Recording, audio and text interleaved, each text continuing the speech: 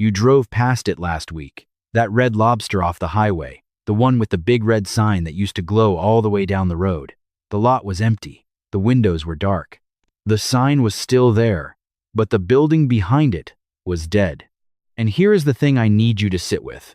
That was not one bad restaurant. That was a symptom. 12 chains you grew up with are coming apart right now, in 2026, and they are not falling for 12 different reasons. They are falling for one. I am not an analyst. I am not an insider. I am a guy in his late 50s who ate at these places my whole life and started noticing the parking lots going quiet. So I started keeping track. And by the end of this, I will show you the single thread that ties every one of them together, and it traces back to a filing most people never read. Let me start where I started. Red Lobster. I remember the Red Lobster on Route 9 when I was younger. Cheddar Bay biscuits coming out hot. The place packed on a Friday. A wait at the door. That restaurant was an event. You went there for birthdays. You went there when something good happened. Now look at where it landed. In May of 2024, Red Lobster filed for Chapter 11 bankruptcy. Before the filing even hit, the company quietly shut down close to 100 locations. Restaurant supply auctioneers were selling off the equipment from dozens of stores at once. The ovens, the booths, the kitchen gear, all of it going under the hammer. At its peak, this was the biggest seafood restaurant chain in the country, somewhere north of 700 locations. By the time the bankruptcy dust settled, they were down to a little over 500 and shrinking. And everybody, every single news story, blamed the same thing, the endless shrimp deal. $20, all the shrimp you can eat, and people ate until it bled the company dry. That is the story they wanted you to believe. A dumb promotion, a pricing mistake. One bad all-you-can-eat deal sank a 60-year-old institution. But that explanation never sat right with me. Because a company does not survive 60 years and then die over shrimp. Something underneath was already rotten, and the shrimp was just the thing that pushed it over. So I kept that one in my back pocket, and I started looking at the others. And the others looked way too familiar. Take TGI Fridays. Therefore, I want you to think about what Fridays used to be. The brass rails, the striped shirts, the flair, the whole loud, happy, after-work scene. In the 1990s, Fridays was where the country went to celebrate the end of a long week. It was right there in the name. In November of 2024, TGI Fridays filed for bankruptcy too, and the collapse was brutal. The chain that once ran more than 600 locations in the United States had already closed dozens of stores in a single January wave at the start of that year. By the time of the filing, they were under 200 company-owned restaurants. Whole regions lost every Fridays they had. Now here's the detail that made me sit up. The same year Red Lobster went down, Fridays went down too. Two giant chains, completely different food, completely different customers, both collapsing inside the same 12 months. The news treated them as two separate stories. Bad management here, bad promotion there. But I had started a list. And two names on a list in the same year is a coincidence. What I found next was not, because then I looked at Denny's. Denny's was supposed to be the survivor, the place that never closed. Open 24 hours, the lights always on, the coffee always pouring at 2 in the morning. That was the whole promise. You could always go to Denny's. Not anymore. Denny's announced it would close around 150 locations, with about 90 of those shutting down by the end of 2024 and the rest disappearing through 2025. The always open diner started locking its doors for good in town after town. And when I read the company's own explanation, one phrase jumped out and grabbed me by the collar. They said they were closing older locations where the real estate no longer made sense. The real estate, not the food, not the customers, the real estate. I did not understand yet why that mattered, but it was the second time a dying chain pointed at the building instead of the business. And once you notice a phrase like that, you cannot stop seeing it. Therefore, I kept pulling, and I went to a name that genuinely shocked me. Hooters. Say what you want about Hooters, but that chain was everywhere. Sports on every screen. Wings, beer, a brand so loud it became part of the culture whether you liked it or not. At its height, it had around 430 locations. In March of 2025, Hooters of America filed for Chapter 11 bankruptcy. Before that, they had already shut down dozens of so-called underperforming stores in a single sweep. A brand that felt permanent, that felt loud and alive and untouchable, filing for bankruptcy protection like it was nothing. So now my list had 4 names: Red Lobster, Fridays, Denny's, Hooters. Seafood, bar food, breakfast, wings. 4 completely different kinds of restaurants. And I remember sitting at my kitchen table thinking, what on earth do these 4 have in common, besides the fact that I ate at all of them and now I cannot? That question is the whole reason I made this. And the answer started to show itself with the 5th name, Boston Market. You probably have not thought about Boston Market in years, and that itself tells you something. There was a time you could not drive through a suburb without passing one. Rotisserie chicken, cornbread, the mashed potatoes, the whole Sunday dinner without cooking idea. At its peak, Boston Market ran more than 1,200 locations across the country. Do you want to guess where it is now? By 2025, reporting put the number of open Boston Market locations at fewer than 30 nationwide. Some counts had it down around 27, from over 1,000 to under 30. That is not a decline. That is an extinction event happening in slow motion while nobody was looking, and the stories coming out of Boston Market were ugly in a specific way. Locations getting shut down by health departments. The company getting sued by suppliers it had not paid. Reports of electricity getting cut off at stores because the bills went unpaid. Employees saying paychecks bounced. Now stop and feel the shift here. Red Lobster looked like a shrimp problem. Fridays looked like a tired brand. But Boston Market did not look like a restaurant failing.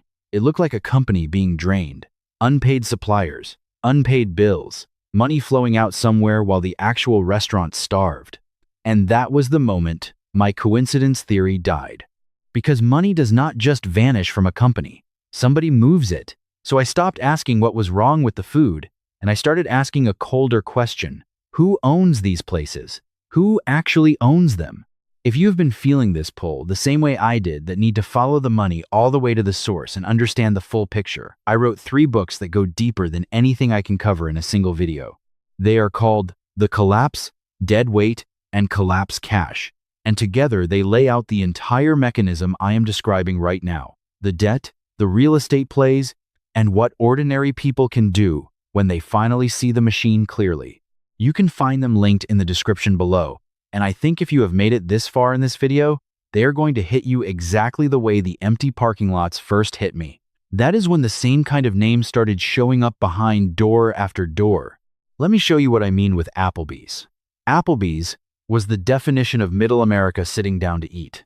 The neighborhood grill, 2 for $20. The place every suburb had. The booth your family slid into 100 times.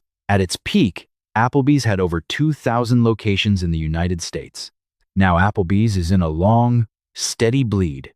The chain has been closing restaurants year after year, dozens at a time, with the parent company confirming more closures rolling through 2024 and into 2025. Same-store sales sliding. Franchisees walking away. The footprint shrinking every single quarter like a slow leak in a tire you keep airing up. And when I looked at who sat on top of Applebee's, I found it was bundled together with another chain, under one parent company, run by people whose business was not really cooking.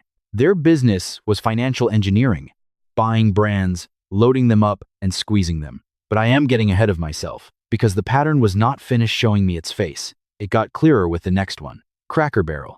Now, Cracker Barrel is interesting because it has not filed for bankruptcy. But you have felt something is wrong there too, haven't you? The old country store, the rocking chairs on the porch, the pegs game on the table, the country breakfast that tasted like somebody's grandmother made it. That place felt like it existed outside of time. In 2025, Cracker Barrel walked straight into a buzzsaw. They rolled out a redesigned logo and a modernized look, stripping away some of the old country charm, and the backlash was so loud, it became national news. People felt like the soul of the place was being scrubbed off. The company's stock took hits. Activist investors were circling, pushing for changes, pushing for more value to be pulled out. And there it was again. That word, value. Pull the value out. Not make the biscuits better, not make the customer happier. Get the value out of the company and into the hands of the people circling it. I started to understand that these restaurants were not just failing. Many of them were being used. There is a difference, and that difference is the whole story. Therefore, let me take you to Outback Steakhouse, because this is where the machinery starts showing through the skin. Outback was the place you went when you wanted to feel like you were treating yourself without spending steakhouse money. The bloomin' onion, the bread, the whole Australian theme that had nothing to do with Australia, and everybody loved anyway. Its parent company, Bloomin' Brands, also runs Carrabba's and Bonefish Grill. In early 2025, Bloomin' Brands announced it was closing around 41 underperforming restaurants, most of them Outback and Bonefish locations. The stock had fallen hard, same-store sales were dropping, and the company had a debt load sitting on it that shaped every decision it made. Now you might think, okay, restaurants carry debt, that is normal. But hold that thought, because the kind of debt these chains carry and how it got there is the entire secret. I am almost ready to show you. I just need you to see two more names first, because they are the clearest fingerprints of all. Buffalo Wild Wings. The sports bar giant. Wings, beer, a wall of televisions, the place you watch the game when you did not want to watch it alone. Buffalo Wild Wings sits under a parent company called Inspire Brands. And Inspire Brands is owned by a private equity firm. Hold that phrase, private equity firm. I am going to define it for you in plain words in just a minute, because it is the shadow I kept seeing behind every door. Buffalo Wild Wings has been quietly shuttering underperforming locations while the parent company juggles an enormous pile of debt across all its brands. The wings did not get worse. The customers did not disappear overnight. The company on top got heavier and heavier, and the restaurants underneath had to carry it. And then there is Ruby Tuesday, which might be the saddest one on my whole list. Ruby Tuesday once had more than 900 locations. The salad bar, the casual dinner, the booth by the window. In October of 2020, Ruby Tuesday filed for Chapter 11 bankruptcy, and the collapse never really stopped after that. Today, the number of open Ruby Tuesday restaurants is a small fraction of what it was. A few dozen scattered survivors, where there used to be a national chain. And buried in Ruby Tuesday's story was the same fingerprint I had now seen over and over. The company had been bought, loaded with obligations, and stripped of the one thing that had quietly kept it alive for decades. I will tell you what that one thing was in just a moment, because it is the key to all of this. But first I have to stop and talk to you directly, because this next part is not about distant corporations in a boardroom. This part is about you. Think about your own town for a second. Think about the strip near you, the road you take to get groceries, the exits off your highway. How many of these dead and dying restaurants are sitting right there, dark, with the signs still up? That empty Red Lobster, that shuttered Fridays, that Boston Market that became a vape shop, or just stayed a hollow box. Every one of those dark buildings is doing something to you, even if you never walk inside. When a restaurant that employed 40 or 50 people in your town closes, that is 40 or 50 paychecks gone from your local economy. The waitress who knew your order, the cooks, the kid working his first job, the supplier who delivered the bread, the cleaning crew, all of it, gone. And the money those people would have spent at other local businesses, gone with it. And here is the part that hits your wallet directly, whether you ate at these places or not. When these chains get squeezed, what do they do to survive just a little longer? They raise your prices. They shrink the portions. They cut the staff, so your service gets slower and your food comes out wrong. You have felt this. You have sat in a half-empty chain restaurant, paid more than you used to, gotten less than you remember, and walked out thinking, what happened to this place? What happened is that you were not really the customer anymore. You were the thing being squeezed. The restaurant was not trying to win you back. It was trying to pull enough money out of your visit to feed the debt sitting on top of it. Your dinner was paying interest. And it goes further than restaurants, because once you see this machine, you start seeing it everywhere. The same thing is happening to retail stores you grew up with, to grocery chains, to the hospitals and the nursing homes in some towns. The same playbook, run by the same kinds of firms, hollowing out the places that built American daily life. The restaurants are just the easiest place to watch it happen because you can see the empty parking lot from the road. So when I tell you these 12 chains are falling for one reason, I am not telling you a story about food. I am telling you a story about how money works in this country now, and why the places you loved keep dying the same death. And now I am going to show you exactly what that death is. Let me give you the last two names, and then the thread. On the Border. The Tex-Mex chain, the fajitas, the margaritas, the chips and salsa that kept coming. In early 2025, On the Border filed for Chapter 11 bankruptcy after closing dozens of locations. A chain that once had well over 150 restaurants gutted in a matter of months. And Bertucci's, the brick oven pizza chain in the Northeast that families treated like an institution. Bertucci's has filed for bankruptcy not once, not twice, but 3 separate times. The most recent filing, leaving just a tiny handful of restaurants standing out of what was once dozens. 3 bankruptcies. The same company, bought and sold and squeezed, going back to the well again and again until there was almost nothing left. So now lay all 12 out on the table in front of you. Red Lobster, TGI Fridays, Denny's, Hooters, Boston Market, Applebee's, Cracker Barrel, Outback, Buffalo Wild Wings, Ruby Tuesday, On the Border, Bertucci's. Different food, different customers, different parts of the country. And almost every single one of them, when you pull the ownership records, has the same kind of name sitting behind it at some point in its story. A private equity firm. So, let me tell you what that actually means, in plain English, the way I had to learn it. Because this is the thread, and once you see it, you cannot unsee it. A private equity firm is a company whose entire business is buying other companies. Not to run them, not to love them, to extract money from them and sell the leftovers. And the way they buy them is the trick at the center of everything. It is called a leveraged buyout. Here is how it works, and I want you to follow this slowly, because it is the most important thing in this whole video. The firm wants to buy a restaurant chain, but they do not pay for it with their own money. Instead, they borrow the money, and then, this is the part that should make your blood pressure rise, they put that debt onto the restaurant chain itself. They make the company you loved borrow the money used to buy it. The chain wakes up one morning owned by new people and suddenly owing hundreds of millions of dollars it never asked for. Now the restaurant has to spend its money paying interest on that debt instead of fixing the kitchens, training the staff, or keeping the prices fair. That is why the food got worse. That is why the service got slower. That is why the prices went up.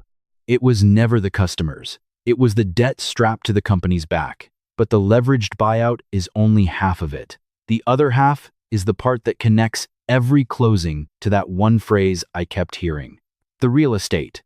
Here is the real killer. A lot of these old chains owned the land and the buildings their restaurants sat on. They had owned that property for decades. It was paid off. It was the family silver.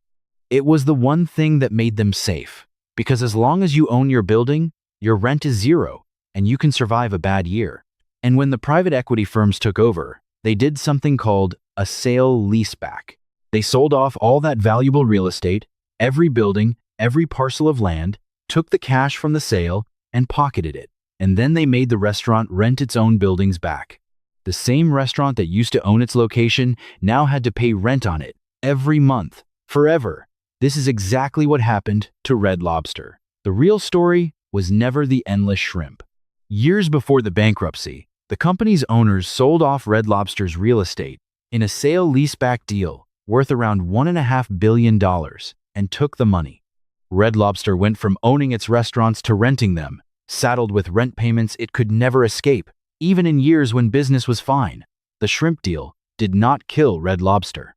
The shrimp deal was just the last thing it could not afford, because every spare dollar was already going out the door as rent on buildings it used to own free and clear. That is why Denny's pointed at the real estate. That is why Cracker Barrel's people kept talking about getting the value out. The value they meant was the land. That is the prize. The food, the workers, the customers, the 60 years of memories. None of that was the target. The buildings under the restaurants were the target the whole time. I found the clearest version of this written right into the bankruptcy filings, the actual court documents these companies submitted. When Red Lobster filed in May of 2024, the documents laid out how those above-market leases, the rent on the buildings it once owned, were dragging the company under.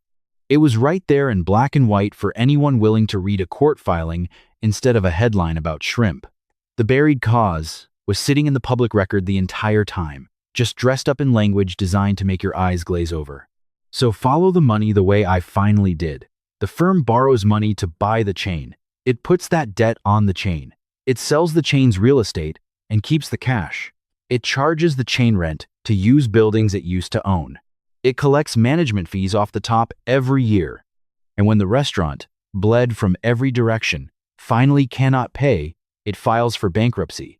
The workers lose their jobs, the town loses its restaurant, and you lose another piece of the place you grew up in. But the firm? The firm already got paid. It got paid from the debt. It got paid from the real estate sale. It got paid from the fees. By the time the lights go dark on that Red Lobster off the highway, the people who drained it have long since moved on to the next chain, the next list of buildings, the next set of memories to sell off for parts. That is the thread. That is the one story behind all 12. They did not die of changing tastes or lazy customers or one bad promotion. They were bought, loaded with debt, stripped of their land, and bled until they dropped. The same death, over and over, dressed up as 12 different accidents. And here is the thing that keeps me up at night. This is not slowing down. The firms are still out there. They still own thousands of restaurants and stores and brands you walk past every week assuming they are fine. Some of the places you will eat at this month are already inside the machine, already carrying debt you cannot see, already renting buildings they used to own. You just have not gotten the news yet. So the next time you drive past a dead chain restaurant with the sign still glowing over an empty lot, you will not see a business that failed. You will see a building that got picked clean. And you will know there was a hand behind it, and a court filing that spelled it out, and a town that paid the price while somebody far away counted the money. I spent a long time thinking I was just a nostalgic guy missing the places of my younger years. I was wrong.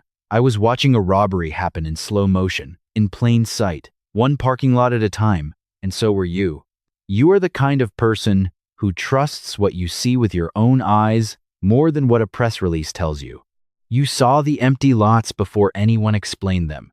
You felt something was wrong before you had the words for it.